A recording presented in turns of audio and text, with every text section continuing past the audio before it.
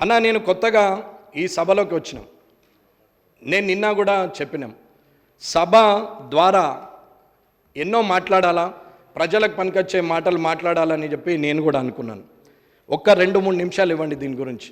అన్న నేను రాత్రులు కూర్చుండి డేలో కూర్చుండి కొత్తగా స్కూల్కి పోయినోడు రాసుకున్నట్టు రాసుకుంటున్నాను.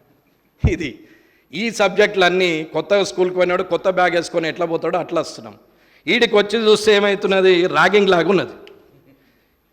అన్న నేను ఎవరిని ఉద్దేశించి మాట్లాడి, దయచేసి 50 మంది కొత్తలు ఉన్నాము, ఇంకొక 60 మంది పాత వాళ్ళు ఉన్నారు, చాలా సీనియర్లు ఉన్నారు. అన్న మార్గదర్శకంగా ఉండాలనేది నా ఆలోచన. సభ నడుస్తుంటుంది, సభ్యుడు మాట్లాడుతుంటాడు, ఒక 4 అక్కడ నిలబడి మాట్లాడతారు, ఒక 3 ఇక్కడ నిలబడి మాట్లాడతారు. సభ నడిపేటప్పుడు కనీసం సభా సంస్కారం ఉండాలి, మనం మాట్లాడకూడదు, సభాధ్యక్షుడు చూస్తాడు అనే ఆలోచన ఉండాలి. శాసనసభ వ్యవహారాల మంత్రి గారికి నేను కోరేది ఏంటంటే, అన్న రేపటికి మనం మార్గదర్శకంగా ఉండాలని కోరుకుంటున్నాం. కొత్తగా వచ్చిన పోయి రేపు పొద్దున మారకపోతావా, నేను చూడకపోతానా అని ఎవరన్నా అనుకుంటుండొచ్చు మనసులో.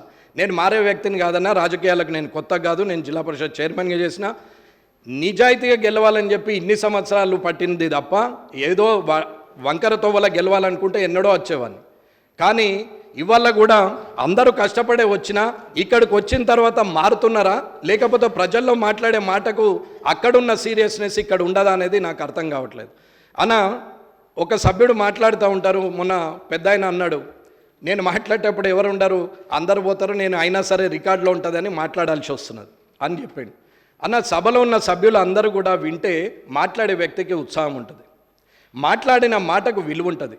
నోటైన మాట మీ ద్వారా ఉన్న ఇక్కడ 119 మంది ద్వారా అన్ని నియోజకవర్గాలకు వెళ్ళే పరిస్థితి ఉంటుంది. అది చేయాల్సింది పోయి అందరం ఇష్టం ఉన్నట్టే వెళ్ళి వస్తున్నాం. సరే టీ బ్రేక్ అని ఉదయం 10 గంటలకు స్టార్ట్ అయితే ఒక 12 గంటలకు టీ బ్రేక్ ఇచ్చినా అందరూ ఒకసారి పోయి ఒకసారి వస్తారు.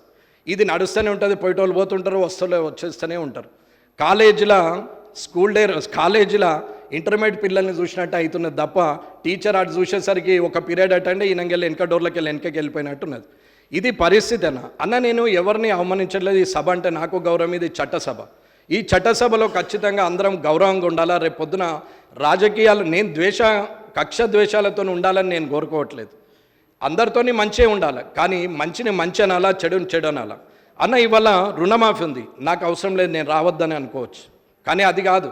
చేస్తుంది మంచి పని, ఏ పార్టీ అనేది అనవసరం. ప్రభుత్వంలో ఒక సభ్యుడిగా ఉన్నాం, ఆ ప్రభుత్వం నాది, నేను ఇది కాంగ్రెస్ ప్రభుత్వం అని మీరు అనుకుంటుండొచ్చు, కానీ ఇది తెలంగాణ రాష్ట్ర ప్రభుత్వం అని నేను అనుకుంటున్నాను. ఈ రాష్ట్ర ప్రభుత్వంలో 119 మంది సభ్యులం ఉన్నాం. ఈ ప్రభుత్వం మనందరిది. ఈ ప్రభుత్వం చేసే కార్యక్రమాలల్లో పోవాలా, కూర్చోవాలా. అక్కడ సోనియా గాంధీ గారిదో, రాజీవ్ గాంధీ గారిదో, రాహుల్ గాంధీ గారిదో మీరు ఫోటో పెడితే మేము వెళ్ళి వచ్చేస్తుండే. కానీ అక్కడ ముఖ్యమంత్రి గారిది ఉంది, అక్కడ వ్యవసాయ శాఖ మంత్రి గారిది ఉంది, ఫైనాన్స్ మినిస్టర్ది ఉంది, కానీ ఇంకేదీ లేదు. అంటే ఇది రాష్ట్ర ప్రభుత్వము అని అనుకుంటున్నాం. మీరు కూడా అలాగే ఆలోచించమని చెప్తున్నా తప్ప నేను వేరే దాని గురించి ఏం మాట్లాడట్లేదు.